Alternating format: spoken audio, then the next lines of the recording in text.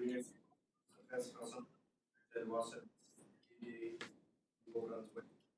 Good afternoon. Welcome to today's conference regarding sensitive legislation in New Brunswick. Speaking this afternoon in the following order are the Honorable Greg Turner, Minister of Post-Secondary Education, Training and Labour, Ms. Haley Flero, Executive Director, Ability New Brunswick, and Mr. Dan Mills, Deputy Minister of the Department of Post-Secondary Education, Training and Labour. Les porte-parole aujourd'hui dans The Minister of Post-Secondary Education, Training and Labour, Greg Turner, will speak first, followed by Executive Director Haley Flero, who is the Executive Director of Ability New Brunswick, and Dan Mills will be speaking afterwards, who was the Deputy Minister. Now, Mr. Minister, I want you to please turn your microphones off. ask everyone to ensure their microphones are placed on mute. Minister Turner.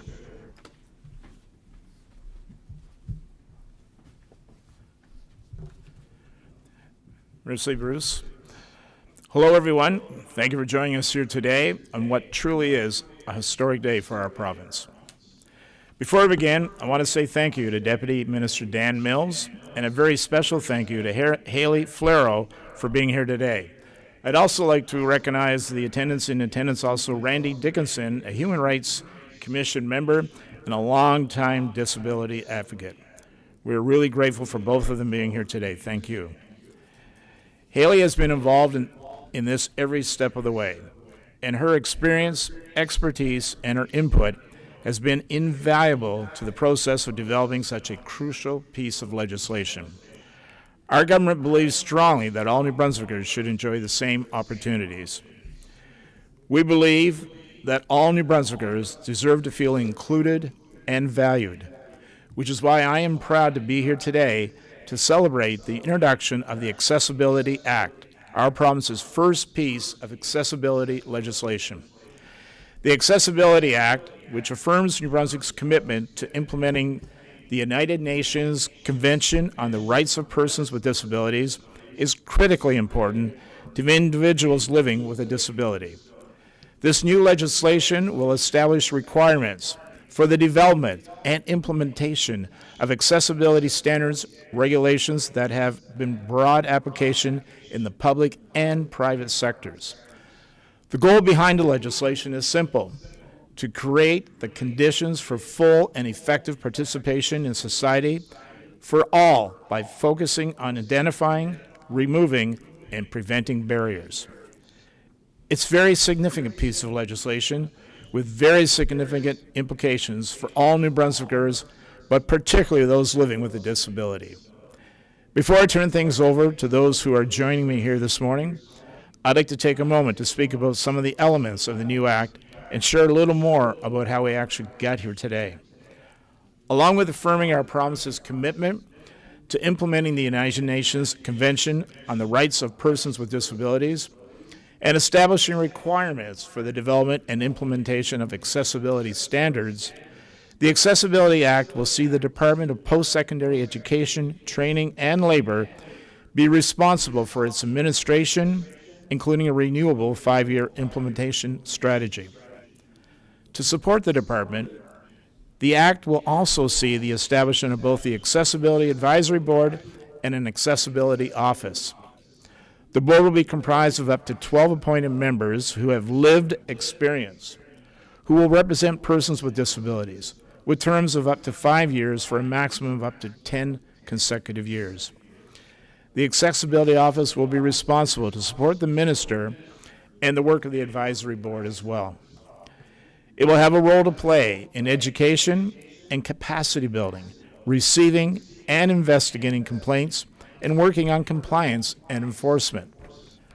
Additionally, the Act will enable the creation of targeted measures to provide equity and support implementation and compliance with the accessibility standards regulations, establish processes and criteria for complaints, inspections and other activities related to compliance and enforcement, and provide regulation making authority to prescribed offenses. As you can see, there are a lot of moving parts in this legislation.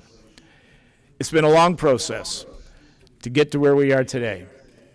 That said, the path to the introduction of this historic piece of legislation is an excellent example of the power of working together in collaboration with our stakeholders.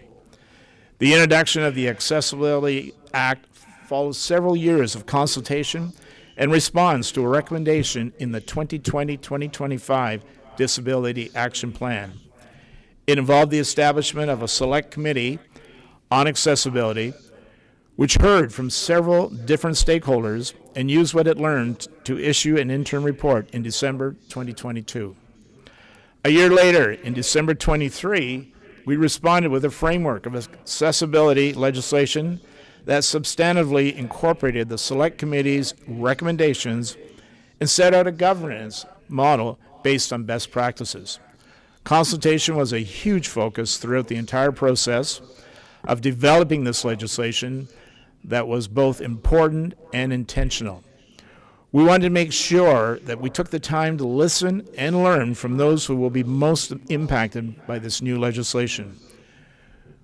We wanted our legislation to be thoughtful and reflective of the future we want to see in our province, one that recognizes the rights of persons with disabilities to equal protection and benefit of the law without discrimination, and how they must be involved in decision-making processes that impact their full and effective participation in society on an equal basis. Based on the consultations and discussions we had to inform this work, we are confident that this will put us on a path of a more accessible and inclusive province. It really is exciting to be here and obviously to talk with you about this new legislation today. With that, I'd like to turn things over to Haley for a few moments. Thank you. Thank you, Minister, and thank you for being such a champion of this legislation. Mom always said to start with your appreciations, and so that's really important for my organization and the disability organizations I work with today. I want to thank Minister Kathy Baucus for leading the Select Committee on Accessibility. It was an all-party committee, as the Minister said, and was a very collaborative and consultative effort, and people with a disability continue to tell me they felt heard, which was the most important thing, and I know they're going to see themselves. Thank you to Post-Secondary Education Training and Labor for taking on the drafting of the policy. Always a department well known for their consultation with stakeholders, and we're extremely pleased that it was able to be done so quickly. New Brunswick has the second highest rate of disability in Canada. We saw the largest increase in Canada between 2017 and 2022, an 8% increase. A disability lens on everything we do in terms of legislation, policy, program development is so critical, so our communities are sustainable, inclusive, and everyone has an opportunity for social and economic participation.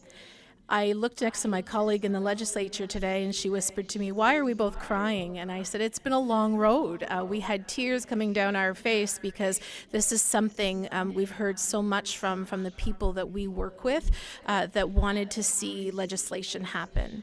I often get asked, well, will legislation change things?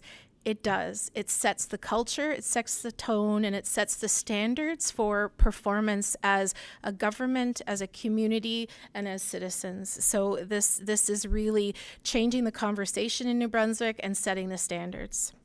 The pillars in this plan came right from people with disabilities, and I'm actually really pleased to note that we have a unique pillar. It's going to be one on sport and recreation, so no children and no adults are left behind when it comes to sport, recreation, and active living. There's going to be regulatory standards on housing, transportation, education, built environment, and disability service delivery, and those pillars show me that this population has been heard. Ultimately the vision for this is what's going to change. I'm asked about that all the time. Like, what do you think will change from this? I know that someday soon, university students with a mobility disability will not have to turn down admissions because they can't get around a campus. I know that children with a disability who still sit on the sidelines in some playgrounds will have equal opportunity to playgrounds. That senior that wants to age in place in an accessible apartment and can't find one, there will be more opportunity for sustainable housing development to ensure that people can age in place. And a student that goes to university to accept her diploma doesn't have to go in front of the stage, but can be on the stage. Those are the things that are going to change under this act. And one of the most important pieces for our organization and others is that it's not just about people with a disability. It's about having communities that are more inclusive, celebrate diversity, welcoming, and that we all have equal opportunity. So I want to thank Minister for being so supportive and a champion of this legislation and taking on the act when I'm sure he had other legislation that he needed to work on. But we're just really excited. Today is groundbreaking, it is historic, and we're anxious to roll up sleeves for the implementation. Thank you.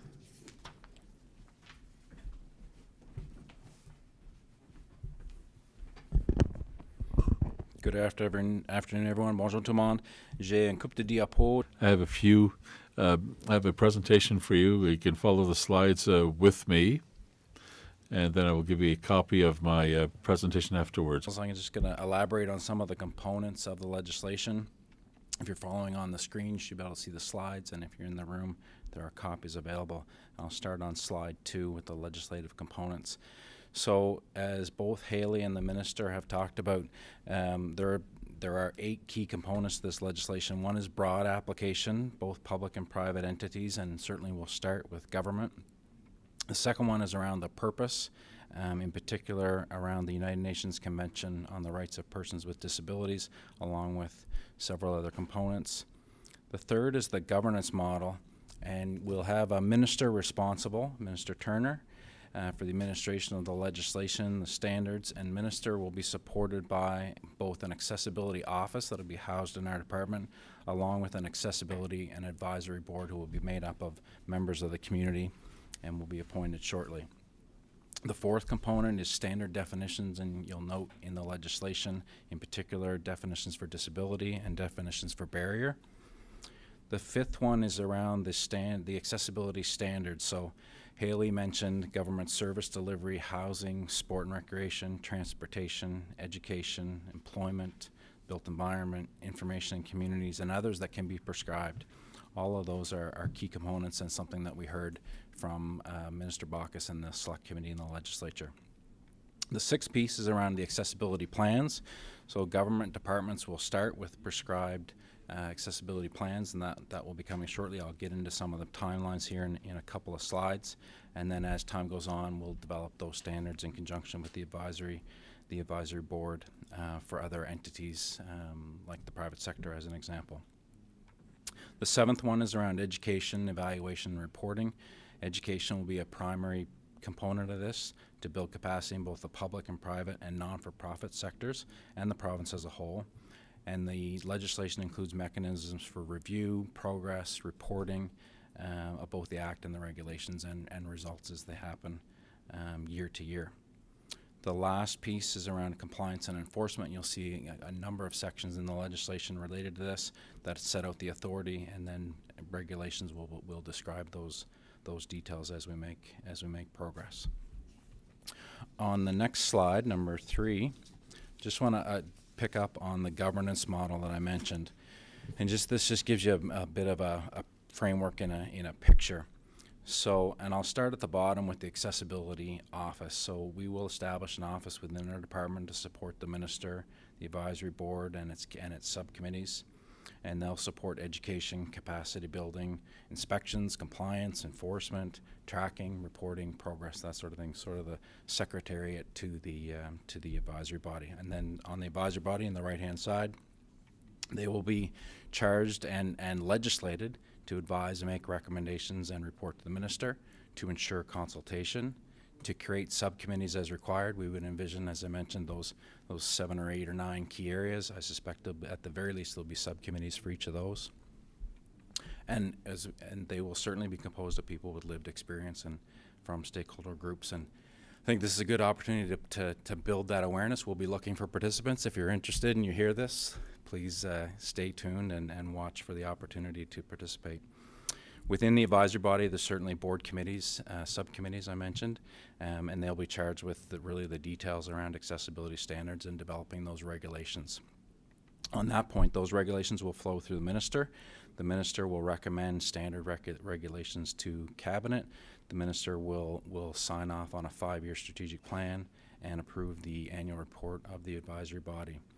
Cabinet will ultimately approve the regulations, and as we know, the Legislative Assembly ultimately holds government to account on a regular basis. And you'll see on the left, we envision accountability through the legislature through existing mechanisms, things like main estimates, public accounts, annual reports of departments, and our department will ensure that the reports and progress tracking measurements around this piece of legislation will be included there.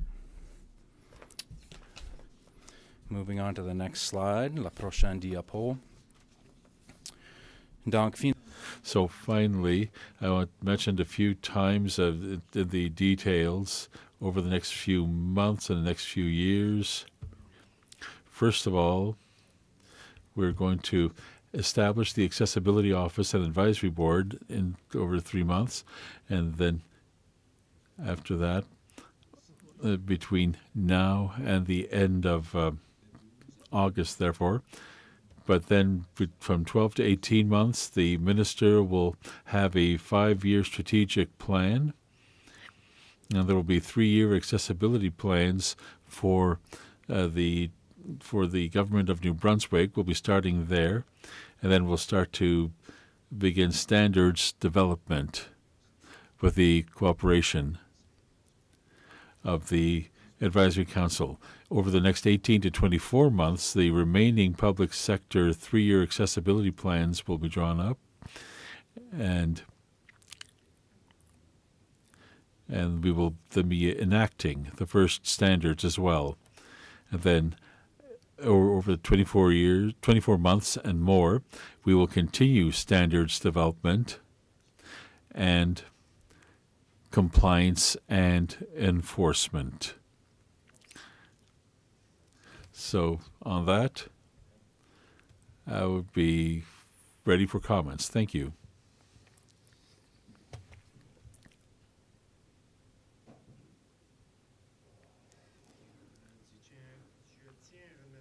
I want to thank all of our speakers. We're going to turn our questions to members of the media, and we'll turn it over to Anna from Global TV. Brunswick has the second highest rate of disabilities in all of Canada.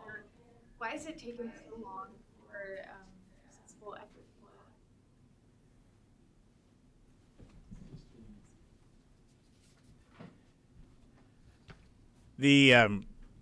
The work that has been done in this, I guess, is really, really important. It's been done by a number of different groups and organizations that we've consulted with. The committee has worked very, very hard on this and diligently, and we really appreciate the work that they have done to make sure that getting here today. We feel things are moving along very, very well right now in the process with this with the release today of this proposal, and it goes without saying that obviously it's taken a long, long time to get here because it is important legislation, and it is important that we recognize the shortfalls that we've had, let's say, that we're dealing with, and make sure that we overcome them. We don't want to be near last in Canada. That's not our goal here. Our goal is to be at the top and to make sure that we recognize that and do better as a province. Thank you. Another question, just in terms of, I know there's the possibility of expanding to the private sector with staffing. The private sector is an important sector. Obviously, we want to make sure that they're involved with us on this mission that we're moving forward on. I guess it's not just government here. It's not just institutions. It's not just nonprofits. It involves everyone. So the private sector is very, very important. In businesses, we want to make sure that the accessibility that we're looking at putting forward here. It reaches out to all areas of the province. All different groups and organizations will be a part of the solution. We're going to be working together with them to make sure that they, if there are challenges there, that we help them meet the goals that we want them to attain. I guess that's important, that we keep that liaison going and we have that relationship to make sure that everybody in this province has an equal opportunity to enjoy the lifestyle that we all want to enjoy in New Brunswick. Thank you. I have a question for Haley Claro. I know in the past you've talked about needing something to advise this, an arm's length. Does this satisfy kind of that? Thank you for the question. I think we're closer. We were pleased with the model that Ability New Brunswick's pleased with the model that was presented today. We know, to your previous question as well, like why has it taken so long? I see there's strength in that too, because we've been able to learn from all the provinces before us. We've consulted with them as disability organizations and have heard what they would have done differently. And one of them was around the governance model, making sure it had more teeth, was more robust, publicly reported. So there's lots of elements in the legislation, and again, excited to roll up the sleeves because we can have one of the best accessibility legislations in the country because we've learned what we need to do better because of those before us, and I'm pretty confident about the framework that's been established in the legislation. I do have one more question, kind of in terms of enforcement. If a department isn't meeting the expectations, what sort of accountability can they face?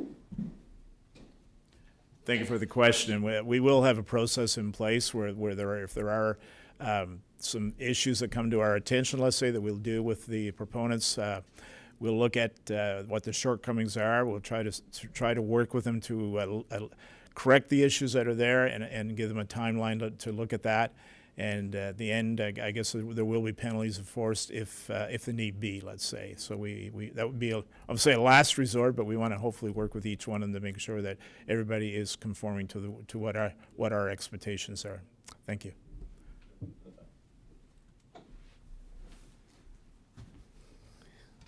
Merci beaucoup tout le monde. Voilà la fin de notre conférence de presse. Thank you, everybody. That concludes today's press conference. Have a good weekend. Bon fin de semaine.